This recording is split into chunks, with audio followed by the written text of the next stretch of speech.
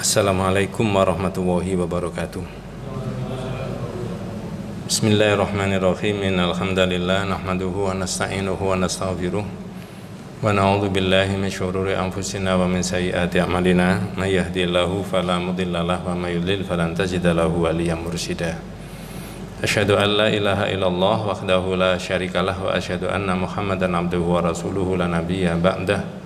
Allahumma salli ala Muhammad wa ala ali Muhammad kama sallaita ala Ibrahim wa ala Ibrahim wa barik ala Muhammad wa ala ali Muhammad kama barakta ala Ibrahim fil alamin innaka Hamidum Majid. Amma ba'du.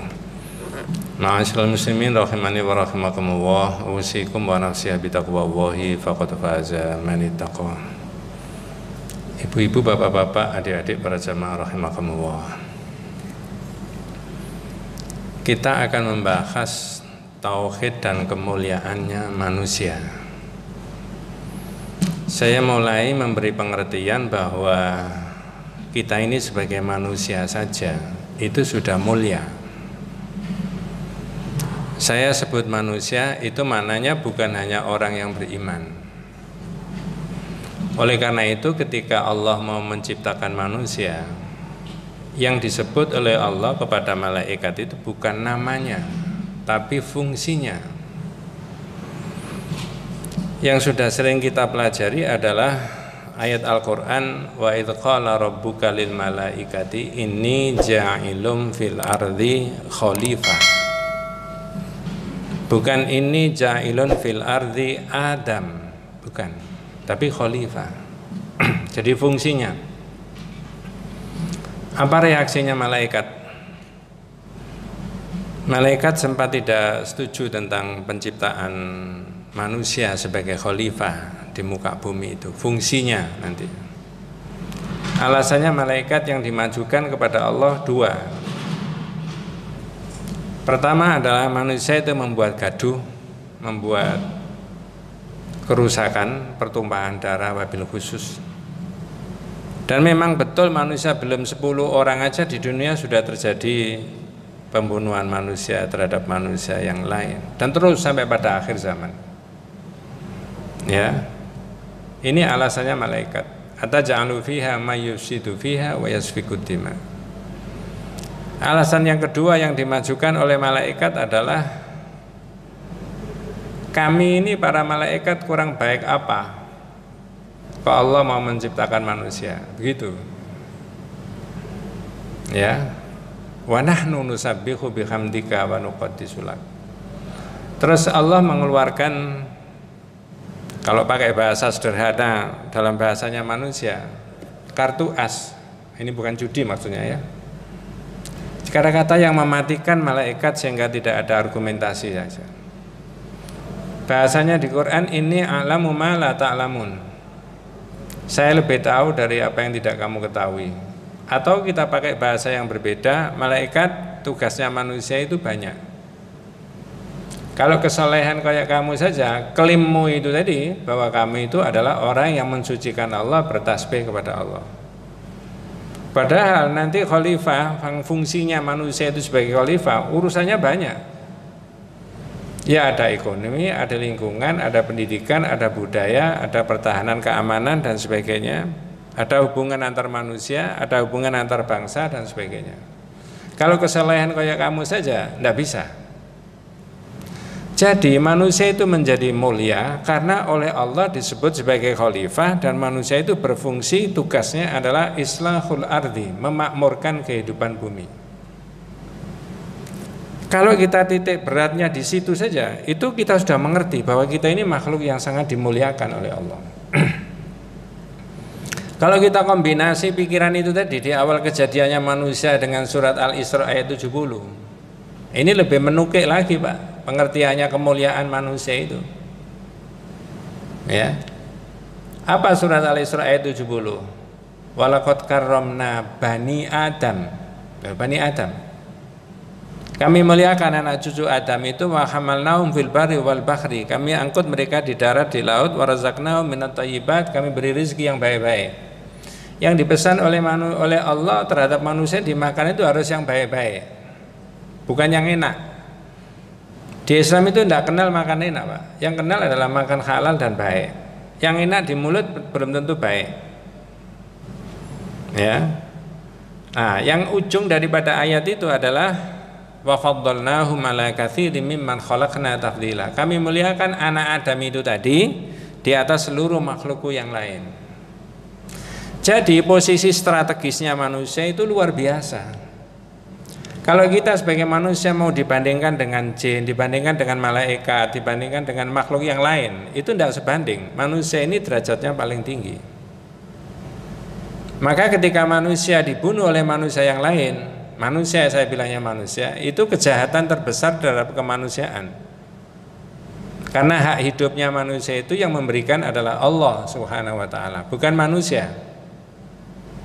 Kewajibannya manusia, masyarakat, bangsa dan negara memelihara hak hidupnya manusia, karena hak hidup itu yang memberikan adalah Allah. Nah, sekarang kita angkat, kita naikkan lagi posisinya manusia tadi. Manusia yang di dalam benaknya manusia, dalam hatinya manusia, dalam pikirannya manusia ada kalimat tauhid, itu jauh lebih tinggi lagi. Ya, jauh lebih tinggi lagi. Maka syahadat kita itu adalah la ilaha illallah, la ma'budu bihaqqin illallah. Saya tidak menerangkan wa anna Muhammad Rasulullah, ya, tapi saya singgung sedikit aja. Syahadat tentang Allah ini maknanya la ma'budu bihaqqin illallah, tidak ada zat yang berhak diibadahi kecuali Allah. Adik-adik jangan diterjemahkan tidak ada Tuhan. Banyak Tuhan yang dipercaya oleh manusia, jangan bilang nggak ada. Tapi yang berhak disembah, diibadahi cuma satu, yaitu Allah saja. Jadi manusia ini, Pak, akan timbul banyak masalah, banyak problem kalau banyak Tuhan yang dipercaya. Kalau cuma satu yang dipercaya, ya Allah saja, baru manusia itu nggak ada masalah, nggak ada problem. Nah, nanti kita coba beri contoh ya. Oh, kalau begitu gerakan dakwanya Rasulullah itu hanya mengajak menuhankan Allah satu-satunya. Saya pakai istilah Tuhan, jawabannya iya. Maka la ilaha illallah itu kata kitab-kitab tauhid maknanya la ma'budah, tidak ada yang berhak diibadahi. Artinya apa? Bukan benda, bukan barang, bukan orang, bukan uang, bukan nafsu, tapi Allah. Nah, nanti saya balik ke sini, Pak ya. Saya balik ke sini nanti. Saya lanjut dulu tentang Rasulullah. Dan syahadat tentang Rasulullah ada 5 poin. 5 poin maknanya. Pertama, al-imanu bi annahu mursalun min indillah, percaya bahwa Nabi Muhammad itu utusannya Allah. Dari situ panjenengan punya pengertian, oh kalau begitu hakikat kemanusiaannya Nabi Muhammad sama dengan manusia pada umumnya. Yes, ya. Kebutuhan biologis, kebutuhan sosial, kebutuhan dasar sama. Jangan ditarik-tarik manusia Nabi Muhammad dikeluarkan dari komunitasnya manusia. Ini salah besar. Ya. Hakikatnya dia cuma utusannya Allah. Hakikat manusianya sama dengan kita. Satu ya. 2, nusaddiquhu fima akhbara, membenarkan yang dikabarkan oleh Nabi. Konsekuensi dari yang pertama itu tadi. Yang ketiga, nuti'uhu fima amara, mentaati yang diperintah. Yang keempat, wa natruku ma naha anhu wa zajara, meninggalkan yang dilarang oleh Nabi. Yang terakhir, wa na'budullaha bima syara'a, beribadah kepada Allah menurut yang disyariatkan. Jadi gerakannya Nabi Muhammad itu mengembalikan manusia itu untuk di dalam diri manusia ada keyakinan tentang Allah satu-satunya. Loh, kok mengembalikan, Pak? Nah, ini saya perlu tambahi sedikit ya. Ini kan cuma berapa menit, Pak ya? 10 ya? 15. Ini sudah berapa tadi? Belum 15 ya? Belum. Saya lanjutkan, Pak. Oleh karena itulah manusia ini oleh Allah didesain oleh Allah bahwa di dalamnya itu ada potensi untuk pengakuan tentang Allah. Saya ulangi, manusia itu didesain oleh Allah, di dalamnya itu ada potensi untuk mengakui Allah itu sebagai Tuhan. Itu bahasa sederhananya begitu. Contoh, kalau misalkan ini ada anaknya orang yang bukan Islam, lingkungannya yang bukan Islam, kental dengan agama mereka, bapak ibunya begitu. Qaddarallah, begitu lahir diadopsi oleh masjid, oleh pondok pesantren, oleh lingkungan santri, dia jadi muslim. Dari mana itu potensi imannya? Sudah ditanamkan Allah dari bawah tadi. Nah, Tetapi untuk mengetahui dan untuk meyakini Allah ini satu-satunya yang diilahkan, manusia diberi perangkat, ya ada ilmu, ya ada nafsu, ada nalar, ada ini, ada macam-macam, ya. Nah, oleh karena itu kita hubungkan juga dengan Al-Quran yang mengatakan ada manusia dengan Tuhan, dengan Allah itu ada perjanjian primordial. Nah ini pakai primordial segala itu Pak ya. Perjanjian yang mengikat antara manusia dengan Tuhan. Supaya apa? Besok tidak ada komplain di akhirat. Nah, apa maksudnya? Kalau pakai bahasa sederhana begini Pak. Wahai manusia, ini manusia loh Pak, saya bicaranya manusia. Wahai manusia, kalau kamu nanti tak lahirkan ke dunia dari rahim ibumu, dari tulang sulbi bapak ibumu, itu mau nggak kamu mengakui aku ini sebagai Robmu? Semua manusia serentak menjawab qalu bala. Nggih ya Allah, iya. Mengapa kok ada ini yang saya maksudkan perjanjian yang mengikat tadi, primordial antara manusia dengan Tuhan. Ya. Makanya Bapak-bapak, kalau agama kita ini kita tawarkan dengan tepat dan benar, ya sesuai dengan yang diajarkan, orang kafir itu akan mengacungi jempol terhadap kebagusan agama kita. Tinggal hidayahnya Allah saja. Betul Pak. Jadi punya peluang besar, walaupun mungkin sebagian masyarakat juga terjadi Islamofobia di antara masyarakat kita. Tapi satu sisi pandangan yang positif, yang optimis, tidak usah khawatir. Asal Islam ini diterangkan dengan tepat dan benar. Nah itu bukan berarti menafikan bahwa orang Islam tidak boleh menguasai ekonomi, menguasai hukum, menguasai bukan begitu maksudnya. Saya balik ke pokok persoalan tadi. Jadi ketika manusia mau dilahirkan, anaknya siapapun dia, ya kalau saya sebut mohon maaf anaknya pendeta atau anaknya apa, dia punya potensi untuk itu. Ya, seperti yang saya katakan tadi, diadopsi dengan lingkungan kita. Manusia menjawab qalu bala. Mengapa begitu? Besok di akhirat supaya tidak ada komplain bahwa orang kafir itu protes sama Allah. Saya nggak mau dimasukkan neraka. Ini itu ilustrasi saya sendiri. Loh, kamu nggak sholat, kamu nggak puasa, kamu menentang saya, kata orang itu tadi, begitu ya. Ya, jangan salahkan saya Tuhan, jangan salahkan saya ya Allah. Saya jangan disamakan dengan itu sahabat-sahabat saya Muslim. Dia itu lingkungannya di masjid tiap hari itu mesti aja dia ada masjid.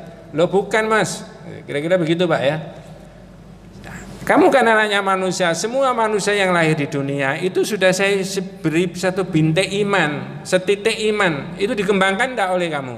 Nah, supaya nggak ada komplain besok di akhirat bahwa ada orang mengklaim bahwa dia tidak diberi potensi iman oleh Allah. Supaya tidak ada begitu, maka ada semua manusia diberi kekuatan, ada potensi imannya. Semua manusia. Makanya hadis yang sangat populer ketika ada bayi-bayi lahir tadi, kullu mauludin yuladu alal fitrah. Itu jangan diartikan kertas putih tidak ada tulisannya, bukan itu. Fitrah itu adalah potensi pengakuan bahwa Allah itu ada. Ya, ketika orang menuhankan Allah satu-satunya, lalu dia menemukan hakikatnya, keimanannya kepada Allah, syahadat tadi seperti yang diajarkan oleh Nabi, derajatnya manusia semakin tinggi. Makanya judulnya tauhid dan kemuliaan manusia. Sekarang dibalik. Saya tanya panjenengan, ini mau tak akhiri. Kebalikannya tauhid itu apa mas? Ini tauhid, lawan dari tauhid itu apa? Syirik. Justru syirik inilah yang menjatuhkan harkat dan martabatnya manusia. Saya ulangi, justru syirik ini yang menjatuhkan harkat dan martabatnya manusia. Mohon maaf ilustrasinya begini. Saya nanti tak tunjukkan di kitabnya, ya. Tapi saya beri ilustrasi dulu. Ada orang sekolah S1, S2, S3, doktor. Syukur dia bergelar profesor. Mohon maaf ini bukan mengarah ke siapa-siapa, naudzubillah min dzalik. Tapi ketika orang sudah bergelar profesor ini kemudian diberi uang 2 miliar. Dengan harapan apa? Pak minta tolong yang salah buat benar, yang benar buat salah. Saya minta kasih 2 miliar. Orang ini bersikukuh, bersikeras mengatakan, oh enggak bisa mas, saya ini kuliah S1, S2, S3, bisa berpikir rasional, saya ini punya hati nurani, punya iman. Nanti kalau uang 2 miliar itu saya terima dan saya bersikap yang salah, yang salah itu saya buat benar, yang benar saya buat salah, itu kan lebih mulia duitnya itu daripada harga diri saya. Duit bisa dicari di luar ini mas, sorry aja bawa pulang. Saya tanya, Kalau sikapnya manusia begitu, ini tauhid apa syirik? Halo? Tauhid. Dia lebih mencintai Allah, meningkatkan harkat dan martabatnya dia daripada uang 2 miliar. Sorry aja, enggak bisa. Apa gunanya saya sekolah sampai S3? Saya hanya dihargai begitu. Bukan. Harga diri saya tidak diukur dari situ, tapi keimanan saya kepada Tuhan, kepada Allah. Nah, sekarang dibalik. Kalau orang dikasih 2 miliar, mohon maaf, naudzubillah min dzalik, ini tidak mengarah ke siapa-siapa. Pak, 2 miliar. Uang apa, Pak? Ya, untuk sampean. Tolong, Pak, yang salah sampean buat, benar yang benar buat salah. Beres, nanti tak aturnya itu. Saya kan punya kuasa. Nah, berarti lebih mulia duit 2 miliar itu daripada harga dirinya manusia itu tadi. Maka di dalam kitab tauhid, orang yang bersirik tadi dalam aspek itu adalah ihanatun likaromatil insaniyah, menjatuhkan harkat dan martabatnya manusia itu sendiri dan lebih meninggikan benda dan barang itu tadi. Jadi taate sirik itu tidak logis. Jangan pakai dalil dulu, pakai logika saja sudah. Apalagi pakai dalil. Dan ini yang harus dakwanya Rasulullah itu mulai awal sampai akhir ini. Dan ini harus kita angkat terus, Pak. Jadi saya tadi mengatakan problemnya manusia itu bukan problem tidak percaya sama Tuhan. Tapi mengapa? Problemnya manusia itu banyak Tuhan yang dipercaya. Banyak Tuhan yang dipercaya. Betul, Pak. Maka menurut saya ketuhanan yang Maha Esa itu adalah landasan untuk pengembangan pemikiran tauhid di Indonesia. Ketuhanan yang Maha Esa. Bagi umat Islam itu tidak ada lain kecuali tauhid. Alirannya apa saja, mazhabnya apa saja, organisasinya apa saja, semuanya mengakui ketuhanan yang Maha Esa. Dan kalau mau jujur, ketuhanan yang Maha Esa itu adalah tauhid. Saya tidak bisa menyebutkan pikiran-pikiran tauhid terlalu banyak di sini dan waktunya sempit. Mudah-mudahan kita semuanya diberikan rahmat barokah hidayah Allah Subhanahu wa taala. Hadanallahu wa iyyakum ajmain. Assalamualaikum warahmatullahi wabarakatuh.